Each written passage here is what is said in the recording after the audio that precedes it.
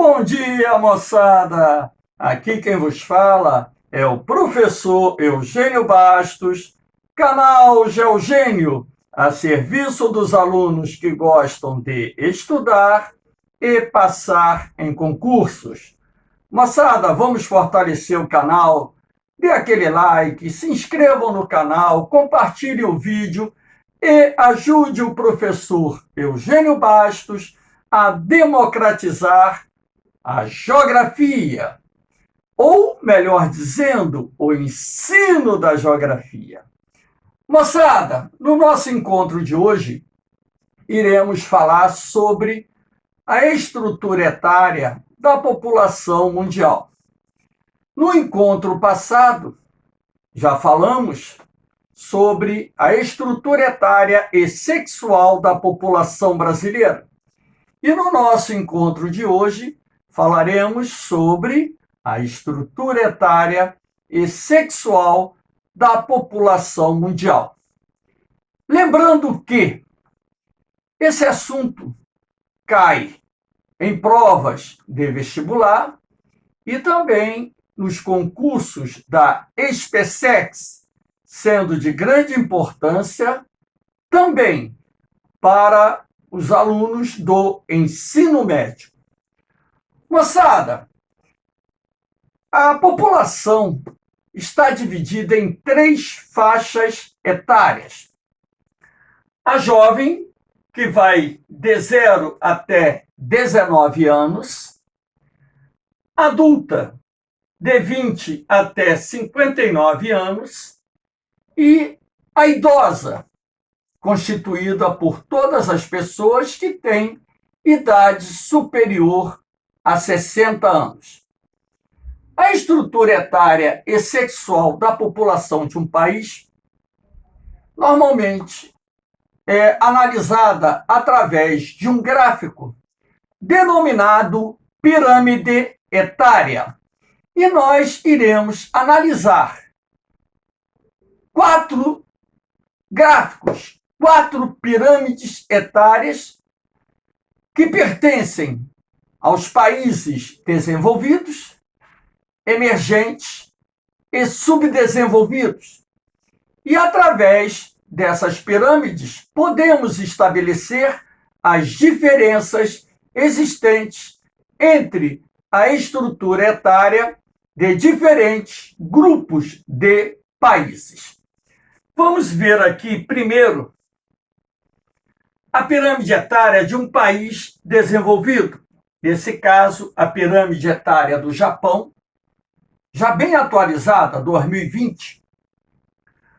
O Japão é a 3ª maior economia do mundo, portanto, um país que vem registrando, na atualidade, uma taxa de crescimento populacional negativa, ou seja, em vez da população aumentar, a população está diminuindo. Isso se deve à baixa taxa de natalidade no país e também temos a elevada expectativa de vida. O Japão é o país com maior expectativa de vida do mundo. Os japoneses estão vivendo, em média, um pouco mais de 84 anos. Sendo assim, o país conta com um percentual de idosos bastante elevado.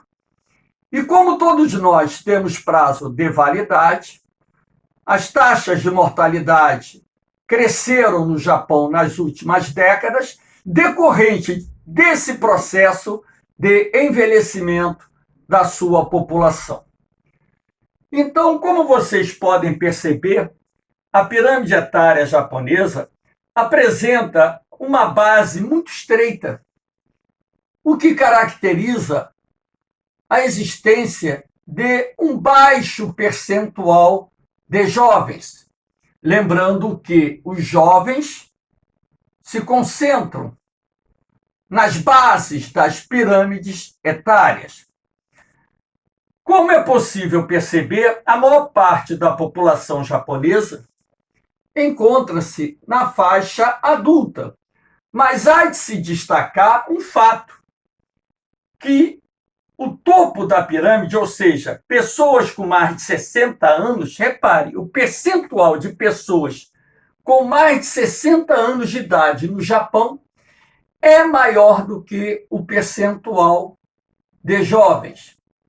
O Japão, portanto, é um país desenvolvido, com uma população envelhecida, e percebe-se que no lado feminino, que é o lado direito, representado aqui pela cor rosa, existem mais mulheres do que homens. Claro, isso normalmente aconteceria, mas há de se destacar também que ainda podemos perceber um reflexo decorrente da Segunda Guerra Mundial, onde muitos homens japoneses morreram, muito mais homens do que mulheres. Mas não é só o reflexo da Segunda Guerra Mundial responsável por esse predomínio de mulheres lá no topo da pirâmide. É comum que nos países do mundo a expectativa de vida da mulher venha a ser maior do que a expectativa de vida do homem, como acontece aqui no Brasil, quando então a mulher vive cerca de 7 anos a mais do que os homens em nosso país.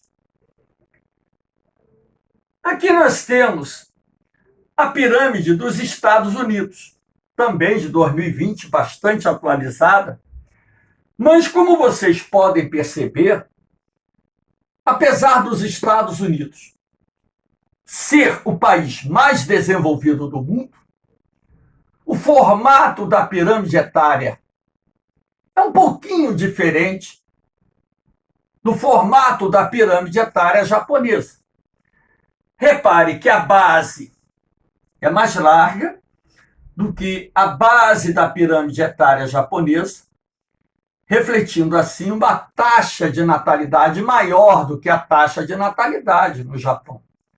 Os Estados Unidos não está registrando o crescimento negativo da população.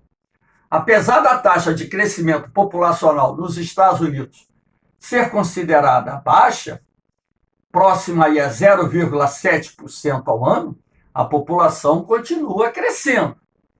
E você pode perceber um outro aspecto, que no topo da pirâmide, o percentual de idosos não é tão elevado como o percentual de idosos no Japão. Há de se destacar também um aspecto importante dentro desse contexto. Os Estados Unidos têm sido o principal destino dos imigrantes, e é justamente junto à população imigrante que você tem uma maior taxa de natalidade e, portanto, é ali que se processa uma renovação maior da população norte-americana. A expectativa de vida nos Estados Unidos é um pouco menor do que a expectativa de vida no Japão. Lá nos Estados Unidos, essa expectativa de vida está beirando a casa dos 80 anos, apesar dos Estados Unidos ser considerado o país de maior desenvolvimento econômico do mundo. Então, aqui nós temos um formato de uma pirâmide etária de um país desenvolvido, que é um pouquinho diferente do formato da pirâmide etária do Japão.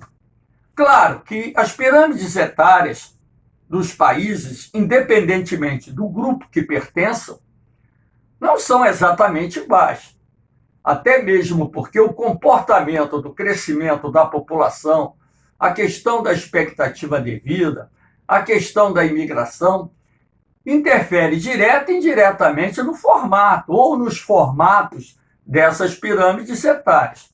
Mas, de certa forma, nós temos uma visão generalizada que as pirâmides etárias dos países desenvolvidos apresentam uma base mais estreita, que é resultado da menor taxa de natalidade e, consequentemente, do menor percentual de jovens, você tem um topo mais largo e mais alto, o que reflete uma maior expectativa de vida nesses países, e, logicamente, são países onde a maior parte da população se concentra no corpo da pirâmide, exatamente onde estão os adultos. Aqui nós temos a pirâmide etária de um país emergente. Eu peguei o Brasil por ser a nossa pátria-mãe, onde vocês podem perceber uma diferença existente entre a nossa pirâmide e os exemplos anteriores que eu passei, relativos às pirâmides etárias do Japão e Estados Unidos, que representam países desenvolvidos. Reparem que a base é mais larga, até mesmo porque a taxa de natalidade no Brasil ela se encontra num patamar acima da taxa de natalidade dos países desenvolvidos. Repare que o topo da pirâmide etária brasileira ele é mais fino, portanto, o percentual de idosos aqui é menor. Se nos países desenvolvidos você tem, dependendo do caso, 23, 25, 27, 30, 31, 32% da população com idade igual ou superior a 60 anos, até mesmo porque lá a expectativa de vida é mais elevada, em países de economia emergente, a expectativa de vida é um pouco mais baixa. No caso da expectativa de vida da população brasileira, está se aproximando aí da casa dos 77 anos de idade. Portanto, aparecendo abaixo da expectativa de vida média dos países desenvolvidos, que fica aí na casa dos 80 anos. E nós temos aqui algo em torno de 13 a 14% hoje da nossa população com idade igual ou superior a 60 anos. O Brasil está passando por essa transição demográfica e até a metade do século XXI, não só o Brasil, como outros países emergentes, deverão ter pirâmides etárias similares às pirâmides etárias que nós observamos hoje nos países de maior desenvolvimento econômico. Aqui nós temos a pirâmide etária típica de um país subdesenvolvido, Níger, continente africano, a pirâmide de 2019, onde se percebe claramente uma base muito larga que resulta das elevadas taxas de natalidade.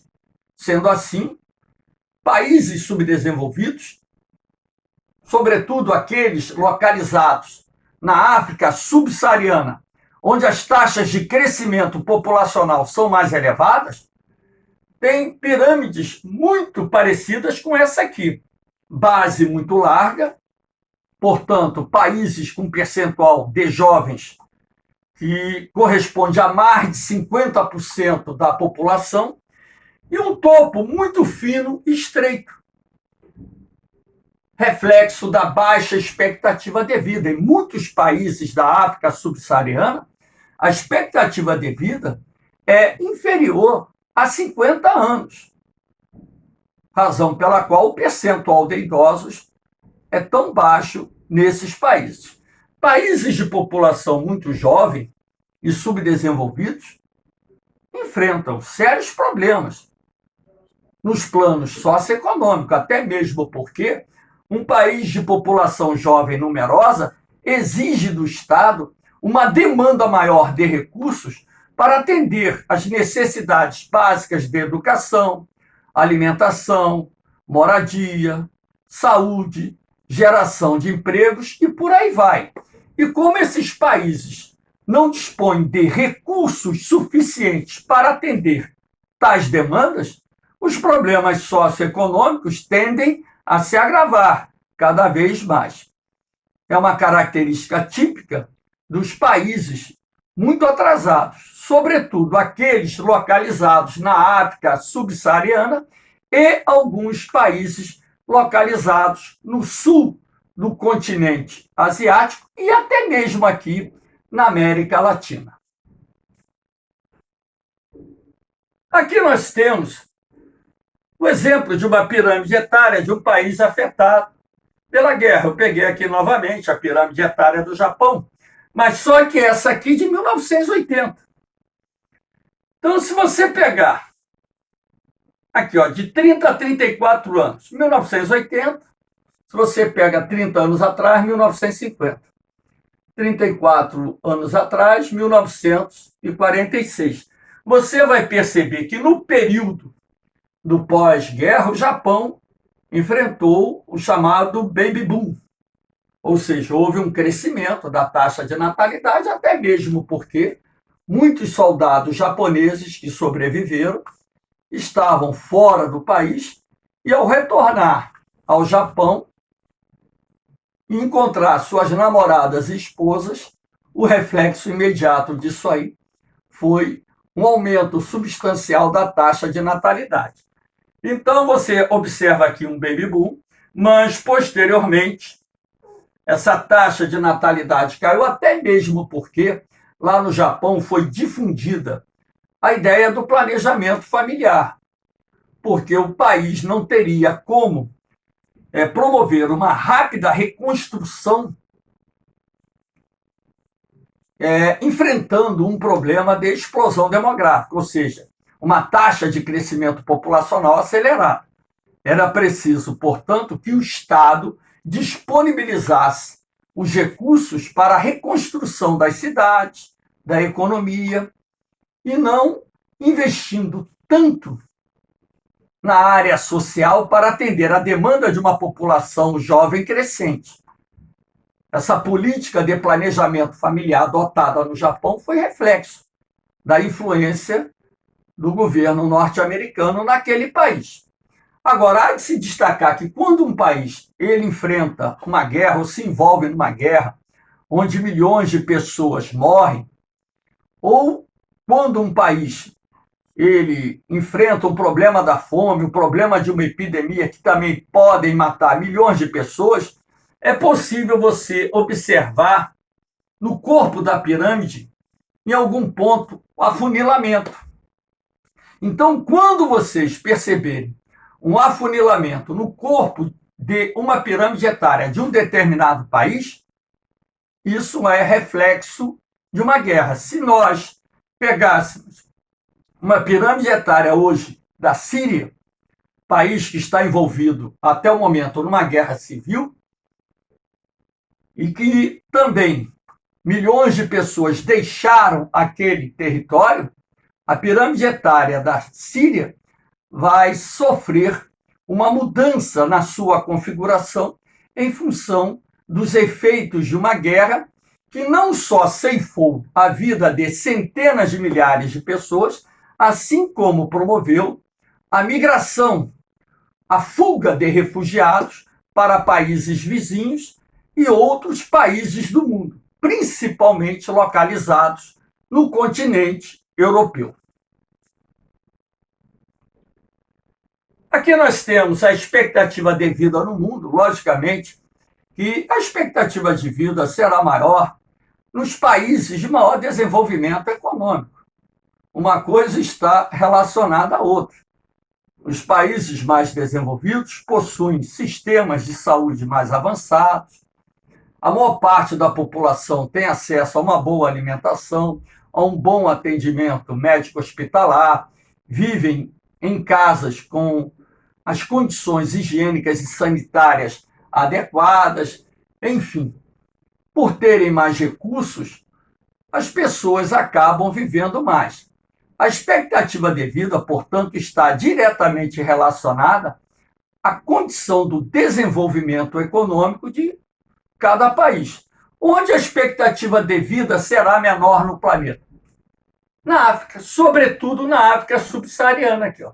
Você tem países aqui, essa cor vermelha indica os países que, na atualidade, têm uma expectativa de vida inferior há 50 anos. Mas por que a expectativa de vida na África subsaariana é tão baixa? Aí você vai ter a questão da pobreza, da miséria, das precárias condições de vida, as precárias condições higiênicas e sanitárias, o deficiente atendimento médico hospitalar, as guerras, as epidemias, a fome, tudo isso, direta e indiretamente, influi na expectativa de vida desses países.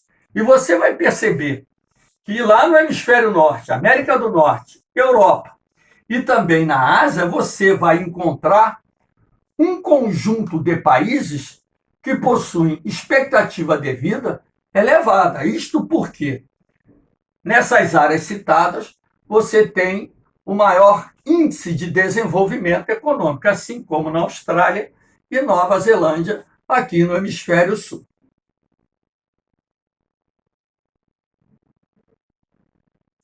Aqui nós temos os problemas enfrentados pelos idosos. Muitos idosos recebem aposentadorias irrisórias, sobretudo nos países de menor desenvolvimento. Isso contribui para a manutenção da situação de pobreza, de miséria, pelo menos envolvendo boa parte da população. Acessibilidade ao sistema de saúde, até mesmo porque a maioria dos idosos não tem condições de pagar um plano de saúde, depende muito da saúde pública. E nos países de menor desenvolvimento, isso se torna um tanto quanto mais complicado. E até mesmo nos Estados Unidos, onde a saúde é privada, as pessoas idosas mais humildes não têm um acesso a um sistema de saúde que possa garantir a elas uma melhor condição de vida. Aí você tem problemas de acesso em vários logradouros públicos e aos sistemas de transporte. Os idosos têm problemas de locomoção, então precisam, que as cidades se planejem para que possam atender às demandas dessa população idosa crescente em várias partes do mundo. O abandono dos familiares, não só em asilos, como também em casas, e os idosos, eles enfrentam esse problema que é muito comum em várias partes do mundo. Aqui nós temos apenas alguns dos problemas enfrentados pela população mais idosa. As pessoas que fazem isso, abandonam seus pais, seus parentes, se esquecem que um dia poderão chegar à terceira idade e enfrentar a chamada lei do retorno. Aqui se faz, aqui se paga. E o velho ditado se confirma várias vezes. Aqui nós temos os problemas decorrentes do envelhecimento da população. Poderá faltar mão de obra no futuro. Eu coloco isso como hipótese, por quê?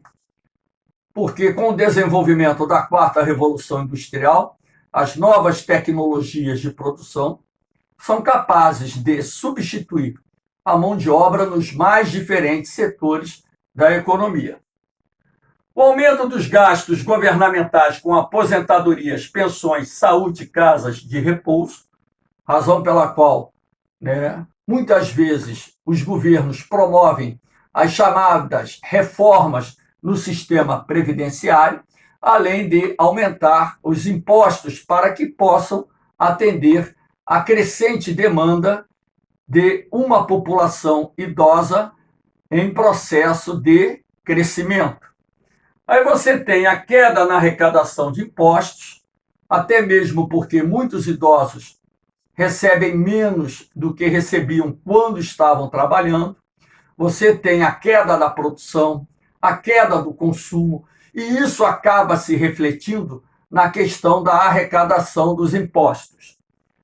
Retração no consumo de bens e serviços, redução do crescimento econômico, inclusive podendo levar um país a processos recessivos.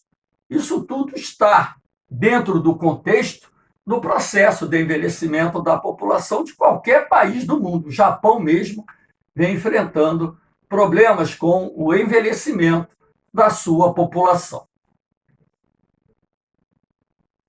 Aqui nós temos a mortalidade infantil no mundo.